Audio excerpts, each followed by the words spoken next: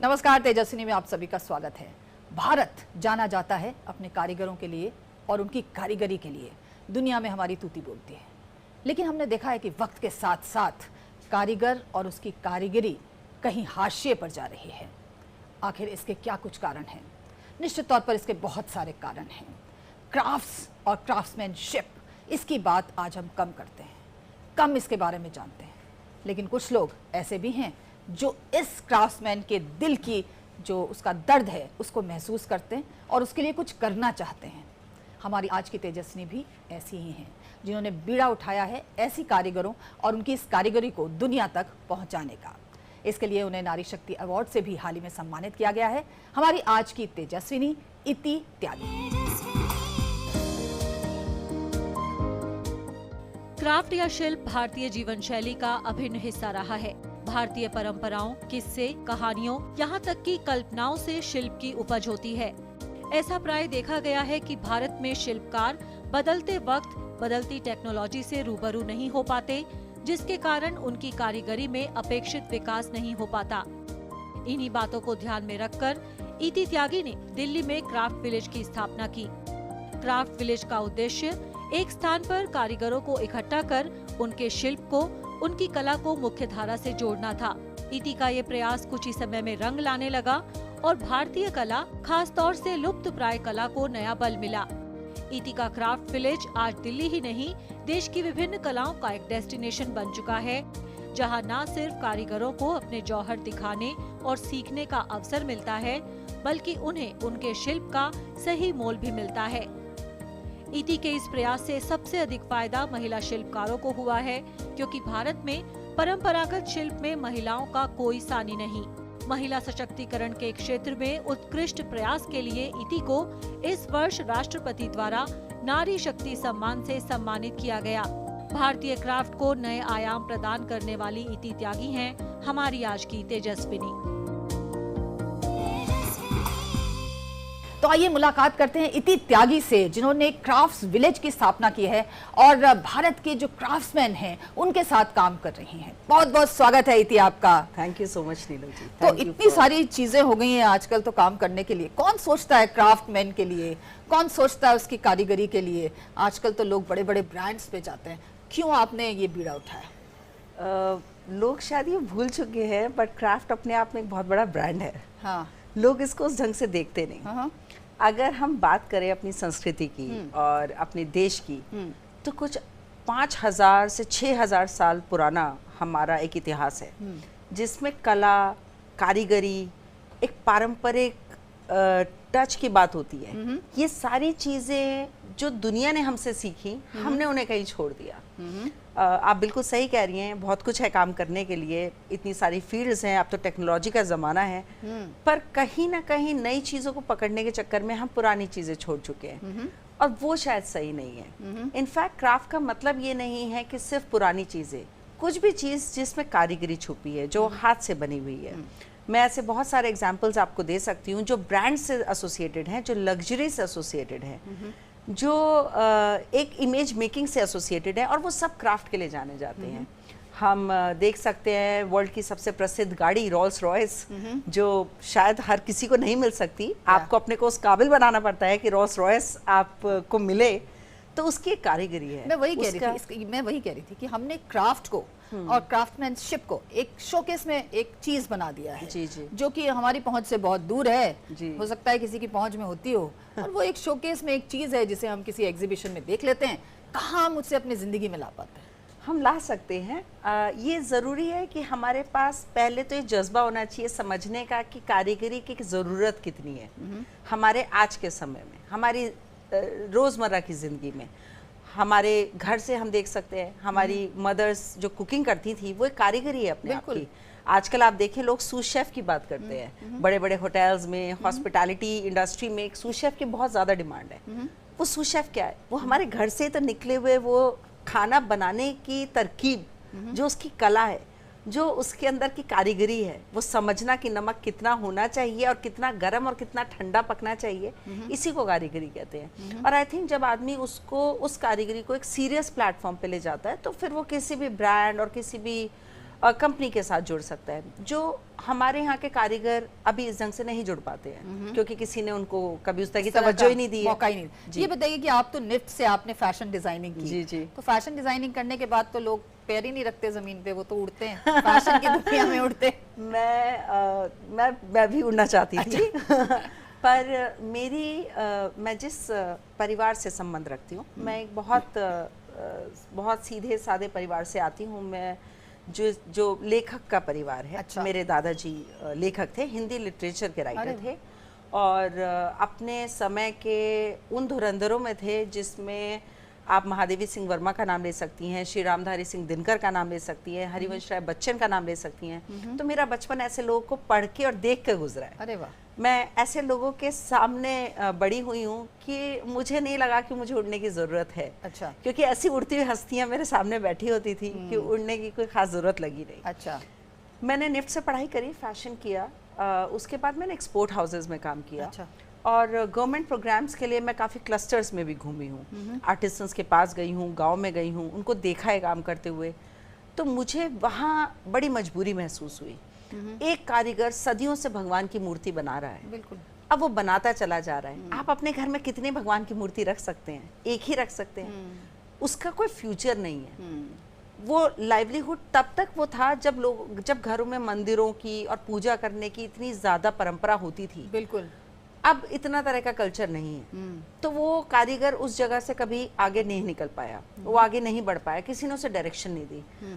तब मुझे लगा कि शायद मुझे इनके लिए कुछ करना चाहिए। अच्छा जी। और तो वहाँ से तो आप मतलब आप आर्टिजन्स के साथ जुड़ गई और आपने सोचा कि आर्टिजन्स की भलाई के लिए और उनको आगे दुनिया तक पहुंचाने के लिए कुछ करना चाहिए। लेकिन ये बताइए कि ये कहने में तो बहुत अच्छी बात लगती है, मगर वाकई इसको करना क्या उतना आसान रहा था आपके लिए? कोई भी काम आसान नहीं होता, जो आप भी करते हैं वो आसान नहीं है। मैं हमेशा मानती हूँ कि किसी भी कार्य को करने के लिए आपको जी जोड़ मेहनत और एक श्रद्धा उसके अंदर लगानी पड़ती है। बिल्कुल। जब तक वो डेडिकेशन नहीं है आपका कि जैसे आप पूजा कर रहे हैं, तब तक कोई कार्य साधक नहीं होता। तो जब मैंने आर्टिसंस को देखा काम करते हुए, मुझे भी लगा हाँ ठीक है, कुछ है, आसान है, 2-3 मेले करेंगे और इनको कुछ काम मिल जाएगा। पर प्रॉब्लम वहाँ तक नहीं थी। हम 130 करोड़ की देश की बात कर रहे हैं जिसमें इतनी बड़ी पॉपुलेशन है। बिल्कुल। और वहाँ कारीगर भी बहुत बड़े हैं। और आप जानती हैं कि रूरल इंडिया में एग्रीकल्चर के बाद सेकंड लार्जेस्ट एम्प्लॉयमेंट है, विच इज़ क्राफ्ट। बट इसको सीरियस कैसे बनाया जाए, इसको स्ट्रीमलाइन कैसे किया जाए, इसको इस ढंग से कैसे बनाया जाए कि लोगों को लगे कि ये सीरियस है और इसे छोड़ना नहीं है, इसे छोड़ के लेबर नहीं बनना है। तो ये बहुत डिफ़िकल्ट काम था और उसके लिए आज 1 साल की मेहनत नहीं है, मैं सालों से लगी हूँ। आई थिंक कुछ 15 साल हो चुके हैं, अलग अलग ढंग से काम किया और फिर हमने उसके लिए स्थापना करी अपनी ऑर्गेनाइजेशन की, जिसे क्राफ्ट विलेज के नाम से जानते हैं आप। क्राफ्ट विलेज एक आर्टिस्ट रेजिडेंसी है। अच्छा। वर्ल्ड वाइड आप आर्टिस्ट रेजिडेंसी सुनेंगे तो एक ऐसी जगह, एक ऐसी कम्युनिटी लिविंग जहाँ कोई भी कलाकार जाके कुछ समय बिता के अपने मन की कला को प्रदर्शित कर सकता है, उस पर काम कर सकता है, उसको प्रोड्यूस कर सकता है, उसे क्रिएट कर सकता है। तो हमने एक आर्टिस्ट रेजिडेंसी बनाई, उसका नाम हमने क्राफ्ट विलेज इसलिए रखा कि हर चीज़ जो क्राफ्टमैनशिप से जुड़ी है उससे जुड़ा हुआ आदमी वहाँ आके अपना कला का प्रदर्शन कर सकता है। हम उसके लिए इंटरनेशनल डिज़ाइनर से जुड़ते हैं, हम इंडस्ट्रीज से जुड़ते हैं, हम इंडस्ट्री को डिज़ाइनर से कनेक्ट करते हैं, डिज़ाइनर को क्राफ्टमैन से कनेक्ट करते हैं। अल्टीमेटली हमको एक ऐसा चैनल क्रिएट करते हैं कि क्राफ्टमैन को हमारे पास से किसी ना किसी तौर पे काम मिलता रहे। हमने एक और फॉर्मेट शुरू किया वर्कशॉप्स का। क्राफ्ट विलेज दिल्ली में अपनी प्रीमियम वर्कशॉप्स के लिए जाना जाता है। मतलब ऐसी वर्कशॉप जो सिर्फ मास्टर्स सिखा सकते हैं, मैं या आप जैसे लोग नहीं सिखा सकते। जो 50 साल से उस कला को कर रहा है, जो 60 साल से, जिसका पूरा जीवन उसको करने में गया है, या तो वो नेशनल अवार्डेड है, या वो पद्मश्री है, या उनके पास 100-200 साल का इतिहास है उसे करने का। तो जब आप ऐसे लोगों से उस कला को सीखते हैं तो उसका एक असर अलग होता है। तो ऐसे प्रोग्राम्स हमने शुरू करे जिसमें हमने कॉलेजेस को जोड़ा। कॉलेजेस से आते हैं बच्चे हमारे पास सीखने, स्कूल्स हमारे पास आते हैं उसको सीखने। हमारे पास ऐसे बहुत लोग आते हैं जिनको कुछ मेडिटेटिव करना है, कुछ फ्रीडम अचीव करनी है, क्रिएटिव करना है। जी, वो साइंटिस्ट भी हैं, डॉक्टर्स भी हैं और टेक्नोलॉजी से भी जुड़े हुए लोग हैं, पर उन्हें नहीं पता कि उन्हें वीकेंड में क्या करना है। तो वो आते हैं और इस तरह के प्रोग्राम सीखते हैं। इससे फ़ायदा क्या होता है? एक तो वो कला अर्बन पॉपुलेशन तक जाती है, लोगों को पता लगता है हमारे देश में इतना क्राफ्ट है, उन्हें क्राफ्टमैन को जानने का मौका मिलता है, उन्हें पता लगता है कि ये चीज़ इतनी आसान नहीं है जिसे हम देख के नेगोशिएशंस की बात करते हैं। दूसरा, उस कला को आगे बढ़ने का मौका मिलता है। अच्छा, एक बात ये बताइए कि अक्सर हमने देखा है कि जो बेचारा कारीगर है, शिल्पकार है, वो बहुत लुटता है। हमने देखा है कि वो बेचारा अच्छे अच्छे सामान बनाता है, लेकिन उसको क्या मिलता है? लेकिन जब वो सामान शोरूम में जाता है तो उसकी कीमत कई गुना बढ़ जाती है। तो ऐसे में वो अपने आप को ठगा हुआ महसूस करता है। बिल्कुल सही। तो ये जो इशू है, ये इसको आपने किस तरह से देखा है और कैसे इसको डील करते हैं आप लोग? जब भी कारीगर किसी ऐसी स्थिति में आ जाता है जब उसे लगता है कि वो ठगा जा रहा है और या उसके काम की उसे कीमत सही नहीं मिल रही, तो डेफिनेटली उसके पास ऑप्शन ये होता है कि या तो मैं इस काम को छोड़ दूं, इसे खत्म कर दूं, ये कला ना रहे। हमने उसके लिए एक प्लेटफॉर्म बनाया है, इंडिया क्राफ्टी। ये एक ऐसा प्लेटफॉर्म है जहां हम एक क्राफ्टमैन से लेके एक ब्रांड तक हर किसी को मौका देते हैं पार्टिसिपेट करने का, जिसमें ब्रांड्स पार्टिसिपेट करते हैं, एंटरप्रेन्योर्स पार्टिसिपेट करते हैं, ऐसे डिज़ाइनर्स पार्टिसिपेट करते हैं जो अपनी कला का प्रदर्शन करते हैं। साथ में कारीगर भी उनके साथ उसी मंच पे बैठता है, और उसी मंच पे जब वो बैठता है तो उसको एलिवेटेड फील होता है। उसे ये नहीं लगता मुझे दरी पे, ज़मीन पे, किसी हाट में बैठा दिया है सब्जी की तरह मैं बिक रहा हूँ, ऐसा मौका हम नहीं देते। दूसरा, वो डायरेक्ट बेचता है। इंडिया क्राफ्ट में एक प्लेटफॉर्म इस ढंग का हमने क्रिएट किया है कि हमारी संस्था या कोई भी मीडिएटर नहीं है बीच में जो कारीगर से पैसा लेगा। जो रेट है वो सामने कारीगर लोगों को बेच सकता है, और हम लोगों को भी एनकरेज करते हैं कि वो किसी तरह के नेगोशिएशंस ना करें। हम बेसिकली कला के ऊपर इतनी बात करते हैं, हम बताते हैं कि इसकी वैल्यू क्या है, तो लोग ऑटोमेटिकली उस पर किसी तरह का नेगोशिएशन भाव तुल नहीं करते जी, तो और तब वो ठगा हुआ महसूस नहीं करता। बिल्कुल, वाकई आप जो काम कर रहे हैं उसको सुन के बहुत अच्छा लग रहा है कि हमारे देश के जो क्राफ्ट्समैन हैं उनको एक ऐसा प्लेटफॉर्म मिल रहा है जहां वो जा सकते हैं और अपने सामान को भी बेच सकते हैं और दुनिया को अपनी क्राफ्ट के बारे में, अपनी कारीगरी के बारे में बता सकते हैं। एक छोटा सा ब्रेक लेते हैं। इति त्यागी आज हमारे साथ हैं तेजस्विनी में, देखते रहिए। Raymond presents look good do good. अब आपके पुराने कपड़े किसी और के काम आ सकते हैं। लाइए उन्हें रेमंड स्टोर पर और पाइए नए शर्ट या ट्राउजर पे फ्री स्टिचिंग। तो आइए मिलकर कुछ अच्छा करें। Raymond, the complete man. Here gravity and physics don't call the shots, and sound travels slower than you. This is a different kind of place. That's why we're looking for different kind of people, for whom excellence is not a job, but a way of being, be it in the sky or on the ground. We are looking for an invincible team of invincible people, people who are a cut above. Join the Indian Air Force to be a cut above.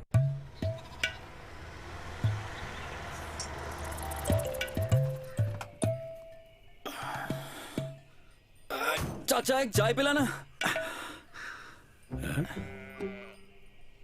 सूखा हो या आंधी तूफान, ये विजय हमेशा इतना खुशहाली में कैसे रहता है?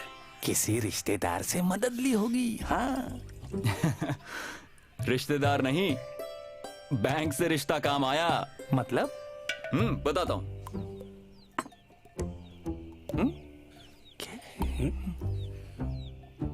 देखो, हमेशा बैंक लोन समय पर चुकाने के कारण इलाके को आपदाग्रस्त घोषित किए जाने पर कुछ नियमों के साथ बैंक ने मेरी लोन की शर्तों को आसान बनाया। बस।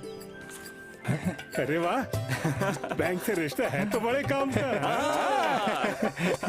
आरबीआई कहता है जानकार किसान समृद्ध किसान। अरे भैया, क्या हमेशा के लिए बैंगलोर जा रहे हो क्या? प्लानिंग तो परफेक्ट होनी चाहिए ना। अब वहाँ किसी चीज़ की ज़रूरत होगी तो क्या भोपाल वापस आऊँगा? फिर ठीक है, लेकिन वहाँ अपना आधार अपडेट करना नहीं भूलना। आधार अपडेट? हाँ। पर कैसे करवाऊँ? किसी भी बैंक या पोस्ट ऑफिस के आधार केंद्र में जाकर आप अपने आधार को अपडेट करवा सकते हैं और एड्रेस के लिए UIDAI की वेबसाइट पर जाकर खुद बदल सकते हैं। जीवन को आसान बनाने के लिए हम हैं आधार के साथ। मेरा आधार, मेरी पहचान। एक बार फिर से आपका स्वागत है। आज हमारे साथ इति त्यागी हैं जो कि देश भर के कारीगरों के साथ काम कर रही हैं और उनकी कला को आगे तक पहुंचा रहे हैं। तो तो इति हमने देखा है कि हमारे देश में जो गांव हैं, जो हमारे ट्राइबल लोग हैं, उनकी कला जो है वो मतलब हम कह सकते हैं कि घर घर में वो कुछ ना कुछ कलात्मकता छिपी रहती है। ऐसी कलात्मकता समय के साथ, समय के थपेड़ों के साथ खत्म हो रही है। हमारे देखते देखते ही चीज़ें अपना रूप बदल रही हैं। तो आप ये बताइए कि ऐसे लोगों के साथ में उनको सपोर्ट करने के लिए आप लोग क्या करते हैं? जैसे मैंने अभी आपको जो बताया, मतलब सही सही एक क्राफ्टमैन भी नहीं है जी ना। हमने जो भी प्लेटफॉर्म शुरू किया इंडिया क्राफ्ट वीक, उसकी हमारी लाइन है गुड स्टोरीज अनटोल्ड। ऐसी कहानियाँ जो हमारे गांव में, हमारे जंगलों में कहीं छुपी रह गई है, जो किसी को पता नहीं है, वो कहानियों को हम बाहर लाने की कोशिश करते हैं। ऐसी कहानियों को आप तक पहुंचाने की कोशिश करते हैं जो आपको सुनने के बाद लगेगा कि हम इनके बीच में बड़े हुए हैं, लेकिन शायद हम इनसे अनभिज्ञ थे। मैं गोंद आर्ट की बात करना चाहूंगी। आज मैंने खुद गोंद आर्ट पहन रखा है। अच्छा, अब देखिए हम लोगों को पता भी नहीं है कि ये गोंद आर्ट है और ये पेंटिंग इस साड़ी पे कर रखी है। एक हमारी डिजाइनर थी लेडी, वो क्राफ्ट को प्रमोट करती हैं, उन्होंने ये बना के मुझे भेजी थी। Very nice. तो गोंद आर्ट जो है वो गोंदी कम्युनिटी से निकला है। हमारे मध्य प्रदेश में सेंटर में एक ट्राइब है, गोंदी ट्राइब, वो इस कला को करती है। अच्छा, अब आप सब लोग वाकिफ हैं जंगल बुक से, मोगली से, मोगली के कैरेक्टर को देख के सब बड़े हुए हैं। तो जब ये कहानी लिखी गई तो इस कहानी का जो पूरा सोर्स था वो मध्य प्रदेश के वो जंगल थे, और वो जो बच्चा है वो गोंदी ट्राइब से इंस्पायर्ड है। तो हमारे ऐसे आर्टिस्टन्स, अब ये कहानियां जब हम बाहर लेके जाते हैं, जब बताते हैं कि इनका सोर्स क्या है, तो लोगों को उसमें इंटरेस्ट आता है और उसमें वो एक कनेक्ट ढूंढते हैं। हैरानी की बात यह है वेस्टर्न वर्ल्ड इससे बिल्कुल मतलब उसको बहुत जानकारी है इसके बारे में, हम लोगों को नहीं है। हम ऐसी बहुत तरह के पब्लिशिंग हाउसेज हैं जो इस तरह की किताबें छापते हैं, इनके बारे में कहानियां बताते हैं, और हमारे क्राफ्टमैन को मौका मिल रहा है अपनी कहानी कहने का। अगर आप मधुबनी की बात करें, जैसे आप और हम अभी कर रहे थे, बिल्कुल लोगों को पता नहीं मधुबनी का जन्म कहाँ से हुआ। जब सीता की शादी हो रही थी तो राजा जनक ने पूरी प्रजा से कहा कि सीता सिर्फ हमारी पुत्री नहीं है, आप सबकी पुत्री है, तो आप उसकी शादी के लिए, उसके विवाह के लिए आप सजाएं जनकपुरी को, पूरे नगर को सजाएं। तो लोगों ने प्रेम से जो उनको मिला, पत्ते से, डंडी से, पेड़ से, घर, सड़क, द्वार, खिड़की, जो भी सब पे पेंटिंग शुरू करी। वहां से मधुबनी की शुरुआत हुई। मधु से बनी, प्रेम से बनी। मिथिला नरेश की पुत्री थी, तो मिथिला पेंटिंग के नाम से भी जाना जाता है। अगर पेंटिंग में आप देखेंगे तो अक्सर आपको कहानियां राम और सीता के विवाह से मिलेंगी। आपको कोबर की कहानियां मिलेंगी, जो बिहार में विवाह की एक पर्टिकुलर परंपरा होती है कोबर की, उसके बारे में आपको पता लगेगा। आप गोंद देखेंगे तो आपको फॉरेस्ट की कहानी पता लगेगी कि जंगलों में क्या कहानी होती है, जंगलों के दृश्य कैसे होते हैं, प्रकृति कैसी होती है। आप अगर कलमकारी उठाएंगी तो वहाँ आपको भगवान की कहानियाँ आपको मिलेंगी। तो पिछवाई उठाएंगी तो गाय की और कृष्ण की कहानियाँ आपको मिलेंगी। तो हमारी जो कला है उसमें कोई ना कोई कहानी छुपी है, उस कहानी को हम बाहर लाने की कोशिश करते हैं, और जब उसको बाहर लाते हैं तो एक अलग सा माहौल हो जाता है और लोगों को लगता है कि ये था पर हमें शायद पता नहीं था। अच्छा इति, इसमें एक बात और है, हमने देखा है कि आजकल जो डिजाइनर्स लगते हैं ऐसे कारीगरों के साथ, वो अक्सर ये कहते हैं कि साहब इसमें ये कलर बदल दो, इसका ये डिजाइन ऐसा कर दो, इसमें नए कुछ चीजें ले आओ जो वो परंपरागत तौर पर नहीं बनाते हैं। ये बताइए कि ऐसा करना क्या सही है?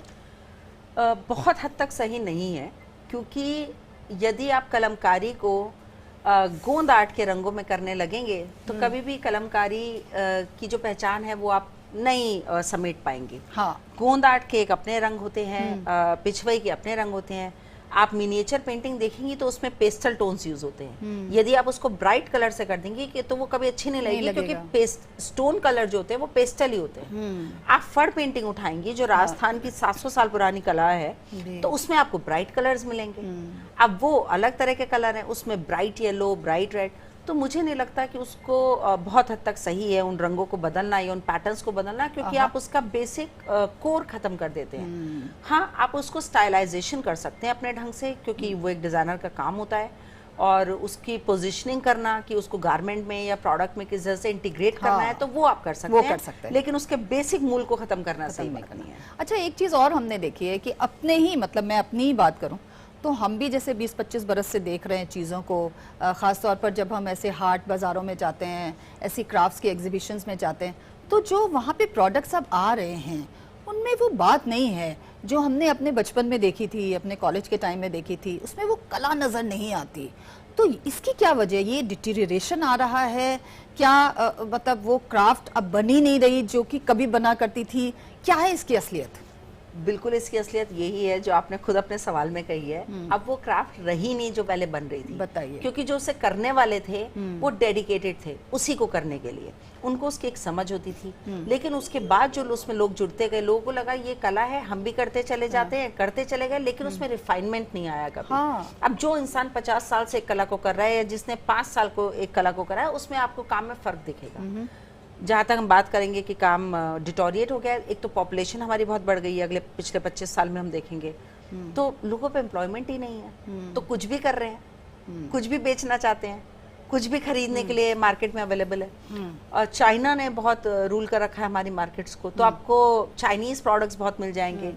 क्राफ्ट जो एक अच्छा था, जो बाजारों में हमें पहले मिलता था, वो अब हट गया है। अब वो लोग बुजुर्ग हो गए हैं जो अच्छा काम करने वाले थे, वो अब इजीली अवेलेबल नहीं है क्राफ्ट। वो अपने घरों में रहते हैं, जिसको उनकी समझ है वो उन पे चला जाता है, पर अब वो इतनी आसानी से आपको मिलेंगे नहीं। अब जो काम कर रहे हैं वो कर रहे हैं क्योंकि करना है, और वो प्रोडक्शन की नज़र से काम को कर रहे हैं, कला की नज़र से नहीं। क्या आप लोग इस पर भी मतलब बिल्कुल जोर देते हैं? बिल्कुल। हम देखिए, कारीगर को चाहिए कि उसको काम मिलता रहना चाहिए, उसकी प्रोडक्शन नहीं रुकनी चाहिए, लेकिन साथ में ये भी ध्यान देना चाहिए कि वो इस स्तर का काम बना हो कि प्रोडक्शन भी हो रही है लेकिन स्तर नहीं गिरना चाहिए।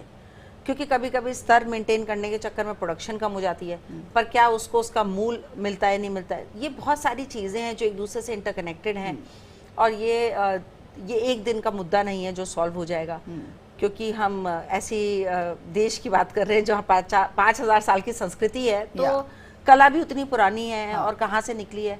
लोगों को ट्रेन करना भी, नीलम जी, बहुत आसान नहीं जी, है। मैं शायद उसी पे आ रही थी, ट्रेनिंग की जहाँ तक बात है। आप देखिए, जब हम लोग छोटे थे स्कूल में, तो हम लोग क्राफ्ट का कुछ कुछ सामान बनाते थे, राइट। अभी आजकल स्कूलों में ना तो क्राफ्ट के ऊपर कुछ पढ़ाया जाता है, ना इस तरह का कुछ होता है। क्या आपको लगता है कि बचपने से बच्चों को भी कहीं ना कहीं एक बताने की जरूरत है कि आपकी कला क्या है, आप वो भी जरा करके देखें? ये इसका अनुभव करना भी बहुत जरूरी है। बहुत जरूरी है। अगर आप याद करेंगी तो हम अपनी दादी और नानी को याद करें तो कोई अचार डाल रहा है, कोई ऊन से बुन रहा है, कोई पापड़ सुखा रहा है, क्रोशिया कर रहा है। ये सारी चीजें हमने अपने घरों में देखी हैं, लेकिन जो हमारी जनरेशन है वो ये सब नहीं कर रही है, तो हमारे बच्चों को ये देखने को नहीं मिलता है।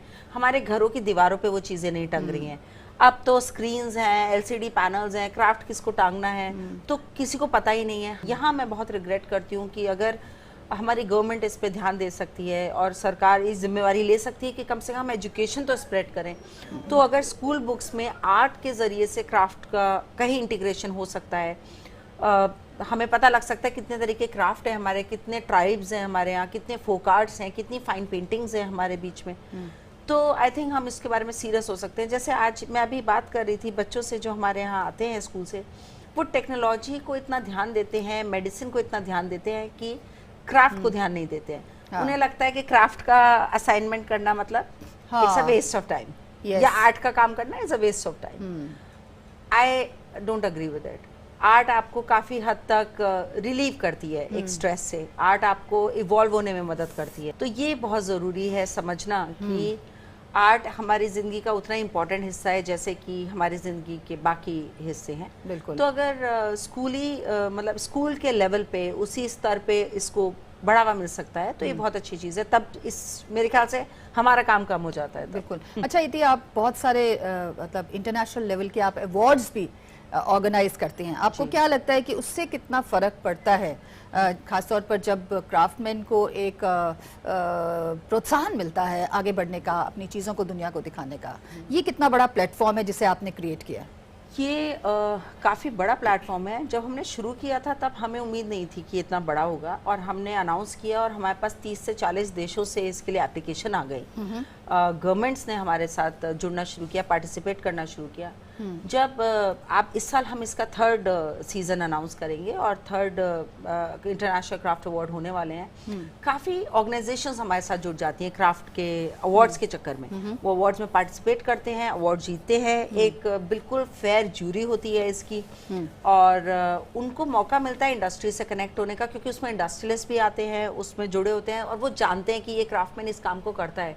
जो शायद कभी सिर्फ मेलों में या हाटों में बैठे होते थे, आज वो डायरेक्ट एक इंडस्ट्रियलिस्ट से अवार्ड लेते हैं, तो उनकी एक पहचान बनती है, उनकी एक ब्रांडिंग होती है। आप समझें कि ये बहुत ज़रूरी है, किसी भी चीज़ की ब्रांडिंग होना। आज हम उस समय में हैं जहाँ बिना ब्रांड के हम कोई चीज़ नहीं खरीदते, जहाँ फ़ोन है तो एप्पल से नीचे बात नहीं करते, तो ये सारी चीज़ों में कहीं क्राफ्टमैन छूटना नहीं चाहिए। तो अगर उसके लिए भी वो स्तर क्रिएट कर सकते हैं जहाँ ब्रांडेड उसको एक इमेजरी उसकी क्रिएट कर सके, तो आई थिंक उसको काम मिलने में आसानी हो जाती है। प्लस ऑर्गेनाइजेशंस एक दूसरे को पहचानती हैं और एक से दूसरे के लिए काम बंटना लगता है। तो इति अब तक कितने क्राफ्ट्समैन के साथ आप काम कर चुके हैं जिन्हें दुनिया से रूबरू करा चुके हैं? मैं पर्सनली अभी तक शायद 250 से 300 क्राफ्टमैन के साथ ही जुड़ी हूँ, बहुत ज़्यादा नहीं जुड़ी हूँ, लेकिन इनडायरेक्ट लेवल पे हम 1000 से ऊपर क्राफ्टमैन से जुड़े हुए हैं।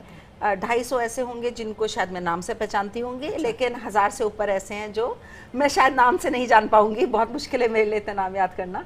लेकिन हाँ, हमने किसी ना किसी ढंग से, चाहे हमने इंडिया क्राफ्ट वीक किया, चाहे हमने इंटरनेशनल क्राफ्ट अवार्ड्स करे हैं, चाहे हम वर्कशॉप्स करते हैं या हम प्रोजेक्ट्स देते हैं, किसी ना किसी ढंग से हम उनसे जुड़े रहने की कोशिश करते हैं और हम बस कोशिश कर रहे हैं कि ये सक्सेसफुल रहे। बिल्कुल, और नहीं, हमें पूरी उम्मीद है कि सक्सेसफुल रहे। लेकिन ये बताइए, आगे का जो आपका दिशा है और जो ध्येय है, लक्ष्य है, वो क्या है? जैसे मैंने आपको इंडिया क्राफ्ट वीक की बात करी, अभी मेरा 1 पॉइंट मोटिव जो है सिर्फ वो है कि इंडिया क्राफ्ट वीक को नेशनल लेवल पे ले जाने का। मैंने आपसे शेयर नहीं करा, इस साल हमने लंदन क्राफ्ट वीक में पार्टिसिपेट किया। लंदन क्राफ्ट वीक वर्ल्ड का सबसे बड़ा एक क्राफ्ट सेलिब्रेशन का वीक होता है लंदन में, और उसमें रोल्स रॉयस, बेंटले और डनहिल जैसे पार्टिसिपेंट्स होते हैं, स्पॉन्सर्स होते हैं। इस बार मैं एक डेलीगेशन लेके गई थी अपने 10 आर्टिसंस का, क्राफ्टमैन का, जो उनके साथ बैठे थे। ये पहली बार एक ऐसा मौका दिया गया था क्राफ्टमैन को जो एक ऐसी गाड़ी के साथ या एक ऐसी घड़ी के साथ, कंपनी के साथ उन्होंने प्लेटफॉर्म शेयर किया जो कभी उनकी पहुंच से बहुत बाहर था। बिल्कुल। तो मुझे इस तरह का एक स्तर क्रिएट करना है, इंडिया क्राफ्ट वीक को इस लेवल पे बढ़ाना है जहां हर क्राफ्टमैन एसोसिएटेड होकर एक प्राइड फील करे, उसके साथ उसकी जो भी सेल है वो बहुत जेन्युइन सेल एसोसिएट हो जाए उसके काम के साथ, जहाँ कोई बार्गेनिंग नहीं है, कोई चीटिंग नहीं है, कोई मीडिएटर नहीं है, और वो फील करे कि बहुत प्राउड फील करे कि जो मैं कर रहा हूँ ये सही कर रहा हूँ, मुझे इसे छोड़ने की ज़रूरत नहीं है। क्या बात। आई थिंक जिस दिन हम ये कर पाएंगे उस दिन मेरा ये मोटिव कंप्लीट हो जाएगा इंडिया क्राफ्ट वीक को लॉन्च करने का। जी, हमें पूरी उम्मीद है कि आप ये कर पाएंगी और भारत के क्राफ्ट्समैन वाकई आभारी होंगे आपके इस परिश्रम के लिए। बहुत बहुत शुक्रिया आई थी हमारे साथ तेजस्विनी में आने के लिए, धन्यवाद आपका। Thank you so much. तो ये थी इति त्यागी, जिन्होंने ये ठान लिया कि भारत का जो कारीगर है वो दुनिया में किसी से पीछे रहेगा नहीं और उसकी जिंदगी में सुधार आएगा, और इसी के लिए